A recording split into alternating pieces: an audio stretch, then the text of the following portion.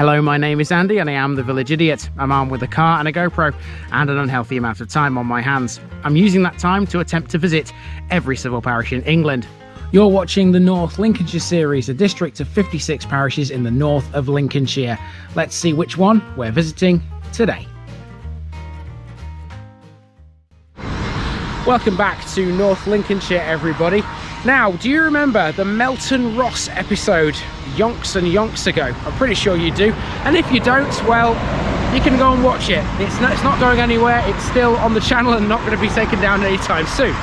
Now, in that episode, I make a reference to a set of gallows right on the border between Melton Ross and this place.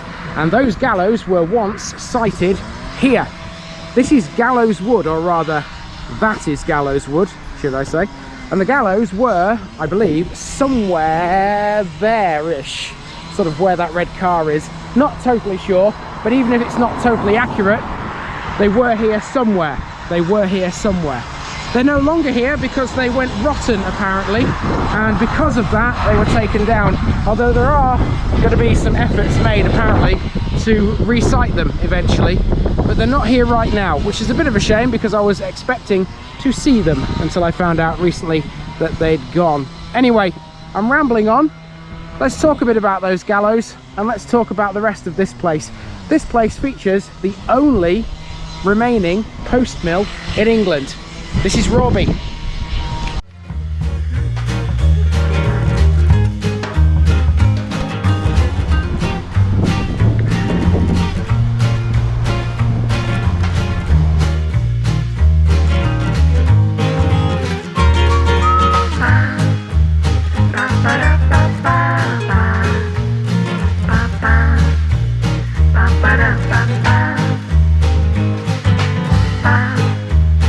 This North Lincolnshire episode is sponsored by Past Days, a family history blog by June Terrington. You'll find her link in the description. And this video is also sponsored by Jamie's Fitness Studio, based on Low Road, Graham, near Curtin in Lindsay. Jamie is one busy lady. Check her out by calling 07906 749 574 or emailing hello@jamies.co.uk. Online membership is available. There's a link to her Facebook page in the description. Jamie's Fitness Studio. Get fit, get happy, get healthy. Here's my disclaimer for people who may be watching me for the first time. I say things as I would in my native accent and dialect. As a result, I may not pronounce things in the same way as the locals do. Remember, I'm a visitor. It's impossible to know everything. Leave me a comment, spin me a like and bash that subscribe button. Let's get to today's parish video. Welcome to Wrawby, a small village sited between Barnetby, Wold and Brigg in North Lincolnshire, on the A18. It lies 2 miles east of Brigg, close to the M180 at Junction 5. The village is recorded as Waregebi in the Domesday Book, a name thought to derive from Old Danish, meaning Wraghi's farmstead. Alternatively, it may derive from the Norse warg, which either means wolf or it could be related to an old Swedish dialect word, vrage, meaning mooring post. Wrawby is small, but it's notable for a few things. For one, you cannot overlook the windmill, which stands high on a hill above the village. It's the only remaining post mill in England.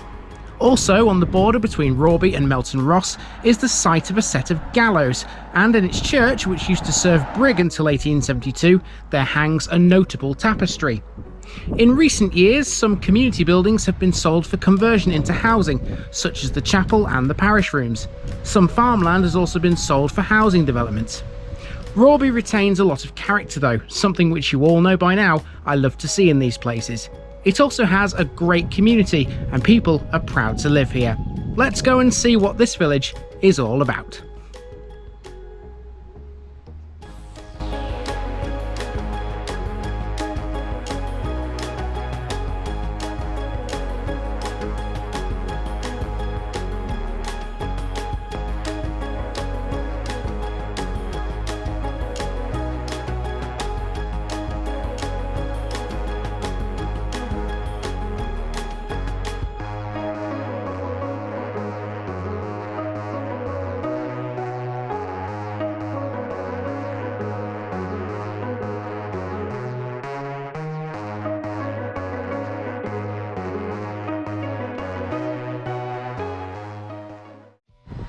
We begin at the northeastern boundary of Wrawby Parish where it meets that of Melton Ross. This is the site of an old gallows, reputedly placed here on the order of King James I. I covered this briefly in the Melton Ross episode.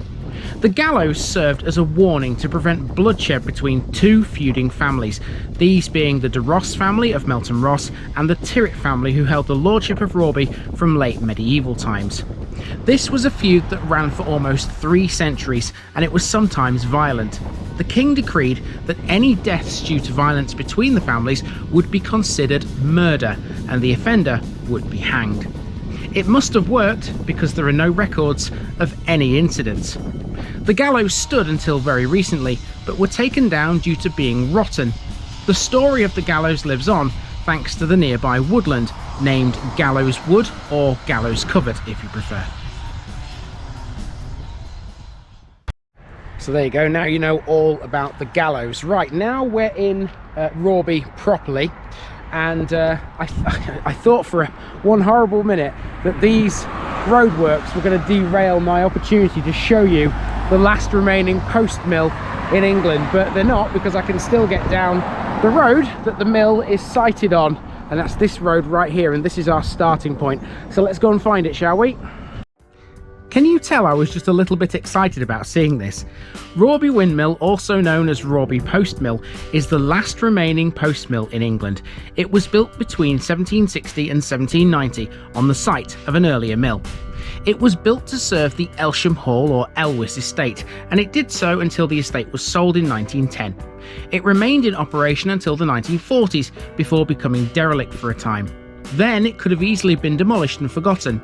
However, that wasn't the case here. It was acquired and restored in the 1960s by the Wrawby Windmill Preservation Society. It would reopen in 1965 when it ground its first bag of corn in 25 years. The original mill had 4 common sails, but through most of its working life it had a more usual combination of 2 common and 2 spring sails. The mill is open to the public, and it contains a small museum of milling tools and holds milling demonstrations. I do love seeing a windmill, but seeing one like that is very rare, and of course it's still got all its sails too. You know, we've seen plenty of old mills before. That one, I think, is going to top the lot.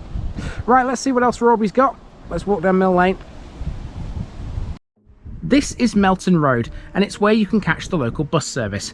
The bus stop is currently suspended because of the roadworks, but when it's in operation, the number you need is number 4, between Scunthorpe and Kirmington. Melton Road is a continuation of the A18, a gentle hill which slopes down through the centre of the village towards Brigg. Off it is Kettleby Lane, which leads to Kettleby in the West Lindsey parish of Bigby. Halfway down the hill we come to the Black Horse pub, owned by Star Pubs and Bars. This is temporarily closed, and the signs outside hint at an impending refurbishment. When open, it features a log fire and a large garden to the rear. Across the road is the Church of St Mary, the oldest surviving building in Wrawby, which is probably Anglo-Saxon in origin. Its tower is 13th century, and inside is an altar tomb of the Tyrwhitt family, lords of the manor until the mid-17th century. Okay, we'll go into the church in a moment. I think it's open, not totally sure, but we'll see in a sec. Got a parish notice board here. There's a little bit about the windmill here. You can buy windmill gifts from the wool shop in Brigg, apparently, according to this. There we go. Anyway, one of these, and that's Wrawby done. Running out of blue tack at the moment, so hopefully that holds. It turns out the church wasn't open, but never mind. Here's a bit more about it. Its font is 14th century with a carved Jacobean cover. A tapestry hangs inside too. Its manufacturer was Thomas Tapling of London, who was born in the village. The tapestry doesn't have a name evidently, but it's apparently Christ blessing little children. As well as donating the tapestry to the church, Tapling also endowed the now demolished parish reading room. In a few moments we'll see somewhere else that's associated with the Taplings, but first, out of the front of the church we find Pond Farm. Now, I'm no expert, but given that as a clue, I'd imagine this little car park was once the village pond. I half expected to find the answer to that question on this little information board, but no joy. Regardless, this gave me some good bits about the village. It stands directly opposite Vicarage Motors, the village's garage. Now, two of the things on that board are of great interest down Brigg Road. One of them is Priory Garth, the other one is Wrawby House. Priory Garth will come up first on the right, and Wrawby House will then follow it also on the right. And when we reach Wrawby House, I'll turn around and head back the way I've just come, so that we can go and explore the rest of the village. Just before either of those, we find this building. This is the Jolly Miller, which is a bar and a guest house. It was originally a farmhouse with extensive stabling, large granaries, a barn, a coach house, a stackyard and a dovecote in the 1840s. That probably explains why the modern day Dovecote Meadows is close by. Speaking of dovecotes, here is Priory Garth, an 18th century house which was formerly known as the Dovecot. This is where the Bean family once lived. Almost at the end of Brigg Road we find Wrawby House. This was where the Tapling family lived until 1911. Thomas Tapling, the man who donated the tapestry we talked about, was a wealthy industrialist, born in 1818. These days, Wrawby House is where you'll find the one remaining retailer in the village. Wrawby's post office, petrol station shop and fish and chip shop have all closed. This is a farm shop which was set up in 1967 to sell local produce.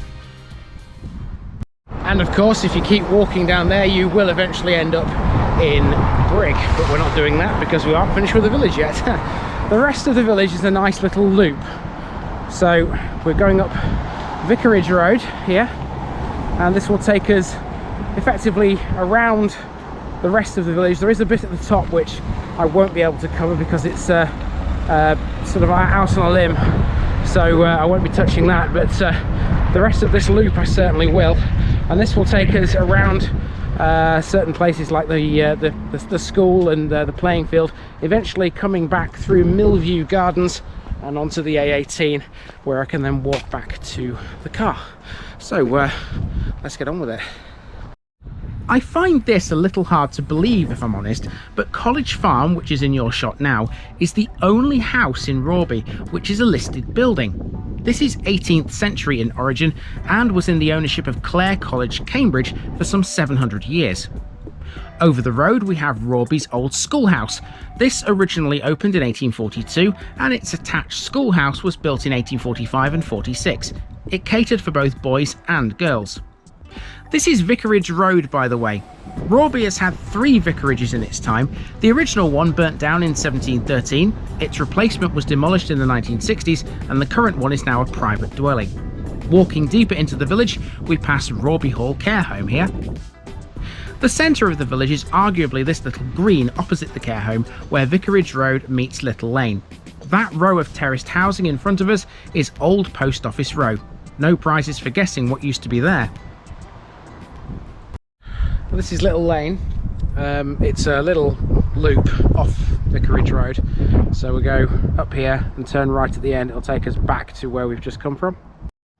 Little Lane has a couple of interesting buildings of its own. The large house we're panning from here is Chapel Villa, a reference to one of the former village chapels. Pelham House, another notable 18th century house, is along here too. Back onto Vicarage Road, we have the parish rooms next. These were built in around 1881 according to the information board back at Pond Farm. The building is now a private dwelling, as is the village's former Methodist church. That can be found just up the road. When it was active, it lasted for 120 years between 1885 and 2005. Wrawby also had an independent chapel built in 1802, a Wesleyan chapel built in 1827, and a temperance hall built in 1849. After walking down Chapel Lane and around Vicarage Gardens, we have Wrawby's current primary school, Wrawby St Mary's.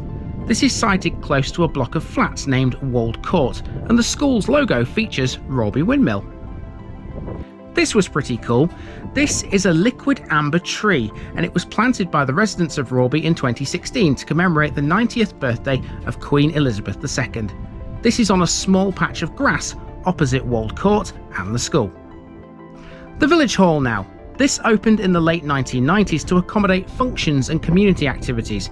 Speaking of community, Wrawby has a monthly news pamphlet, Wrawby News, which is distributed to the residents free of charge. And next to the village hall we find Wrawby's playing field, which has a playground and a football pitch. The village has a junior football team called Wrawby Rovers, and I strongly suspect this pitch is where they play.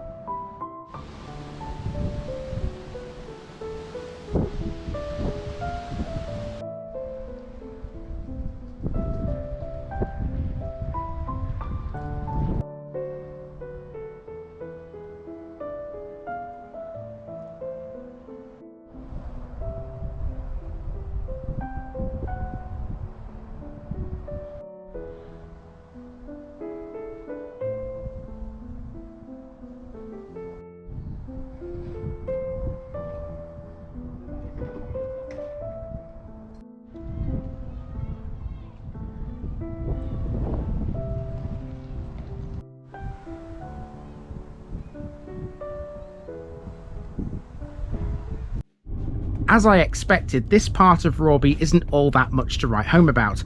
Nonetheless, as you enjoy this short drive, I can use this chance to mention a few other bits I couldn't get in elsewhere. For example, the church's graveyard was closed in 1857 when a new cemetery was opened on the outskirts of Brigg. Sticking with religion, Michael Wigglesworth, the New England clergyman who wrote the 1662 poem The Day of Doom, was born in Wrawby. So too was the singer Carmel McCourt in 1958. As far as the windmill goes, it might be the only one in Wrawby now, but in the 19th century there were at least two. Milling wasn't the only local industry either. Until the 1960s, the village had some brick kilns on its outskirts. And perhaps the most unusual bit of history I found is this. Wrawby was struck by a tornado on the 23rd of November 1981, a day which broke the record for nationwide tornado outbreaks. So this is the site of Elsham Railway Station, which is possibly one of the easiest former stations to find anywhere in North Lincolnshire, thanks to part of its platforms still being visible. It was in operation between 1866 and 1993.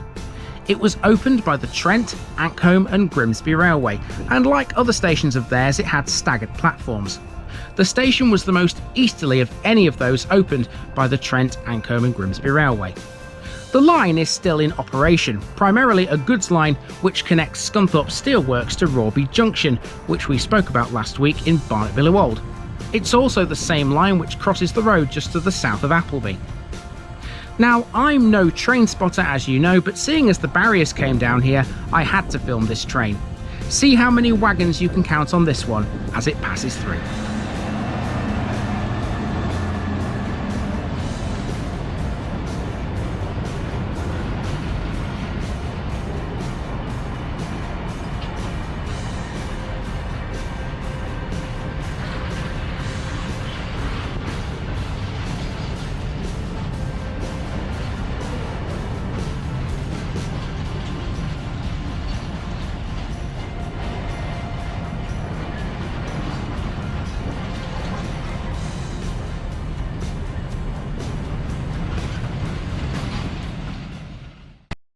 So I've opted to retreat into the car to film this outro because it's still very, very windy out there. I'm getting blown around, and I don't want you to not hear what I'm saying. So that's Wrawby. That's Wrawby. I do hope you've enjoyed that one. It was a nice little hour's walk, plenty to see, more here than you think, actually, you know, when you consider the gallows and you consider the railway, and of course the fabulous postmill, the last one remaining in England. It's a great place. It's a great place. We've got 8 left to go in North Lincolnshire, and you won't want to miss the next one. I'm hoping that the wind will have died down a bit by the time I get to that one, because it'll be very important for something we're going to walk over. I've been Andy, also known as the Village Idiot. This has been the Parish of Wrawby, and I'm out.